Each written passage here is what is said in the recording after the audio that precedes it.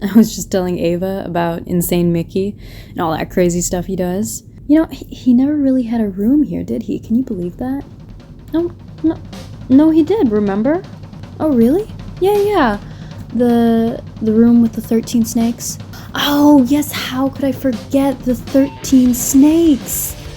Sorry, 13 what? This is a true story, I swear to God.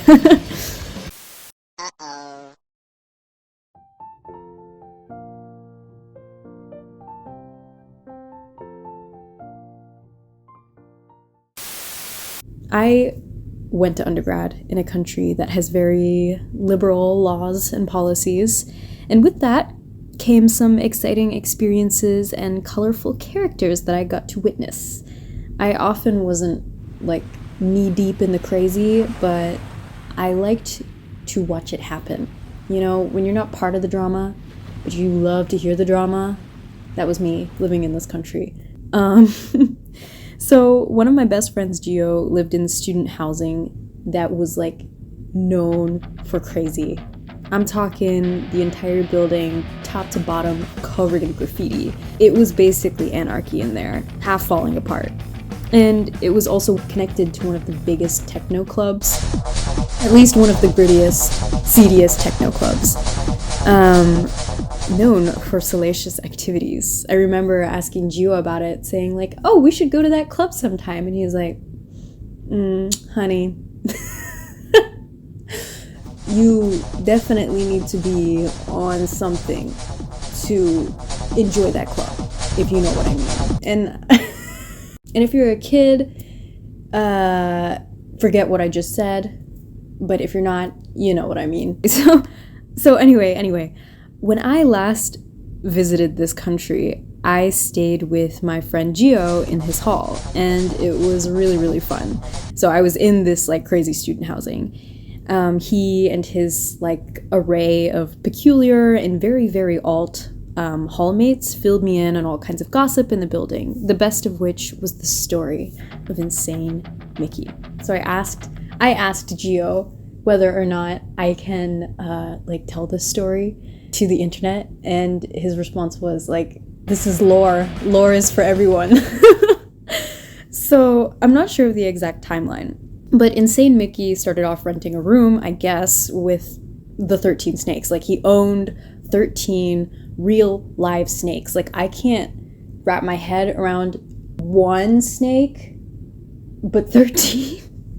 And I'm pretty sure he got kicked off the housing because he wasn't actually a student. And it's supposed to be student housing only. So that's another thing. A lot of people in this housing will forge their documents even after they've graduated so they can continue living there because it's like rent controlled, or it's really cheap anyway. So what I know is Insane Mickey got kicked out of his room. I'm not totally sure why. I think it's because of the he's not a student thing, but basically he moved into the bottom part of a loft. Now, this is sort of what a room looked like. And like the biggest room is not that big. It's just like a loft bed up there and then a floor space. So you can imagine how bizarre it looked in this tiny little room when the guy not only moved into the bottom of the room, but opened up a bike shop. Like he had a whole establishment. He'd acquire through unnamed means bikes, and he would refurbish them and resell them for cheap. It was a booming business where I used to live. And, you know, at the height of his little shop, unfortunately, his roommate ended up getting actually institutionalized or something crazy like that. So Insane Mickey and his bike shop had nowhere to go. But he never left the building. Instead, he'd tie bike parts to radiators, pipes, etc. throughout the building. And eventually, Gio told me that he had had enough of it when he brought a friend of his over one day, and that friend recognized a bike frame tied to like a radiator or something as a part that was recently stolen off of his bike. He was like, oh my god, that's my bike, that's my frame, that's my bike frame. And you know, I guess people got irritated with this and they started stealing little parts from Insane Mickey. Insane Mickey got very frustrated about this, so eventually he put an end to his traveling shop. I don't know where he stores his parts now, but he still runs his used bike business. While I was staying in the building, I actually got the wonderful privilege of seeing one of his finished bikes. But now you're probably wondering, as did I, where did Insane Mickey live? This was what really shocked me. So let me paint a picture for you.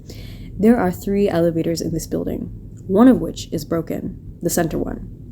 Now, Gio explained to me that he one day saw this.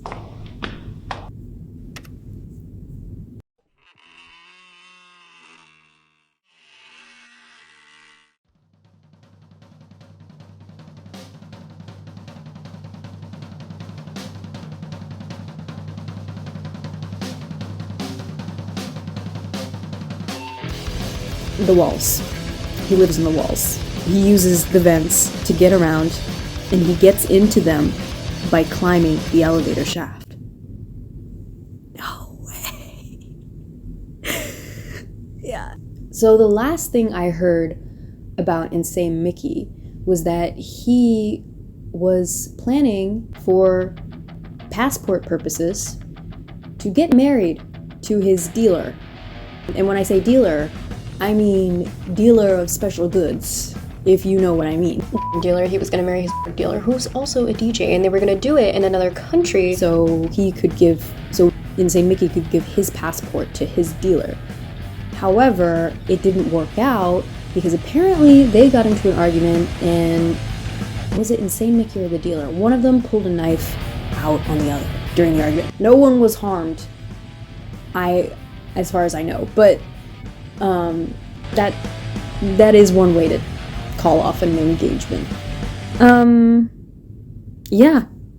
So I just wanted to share that. There's really no other reason for me to make this video other than the fact that it's like the most crazy story I know. So there you guys go. I hope we get to chat again. I was feeling a bit down actually today. But then, I was reading some of your comments, which they're so nice. Like, you guys say such nice things, and it really cheered me up. So that's what gave me the motivation to tell this story. So thanks, guys. Let me know if you want to hear more stories like this, and I can't wait to chat again.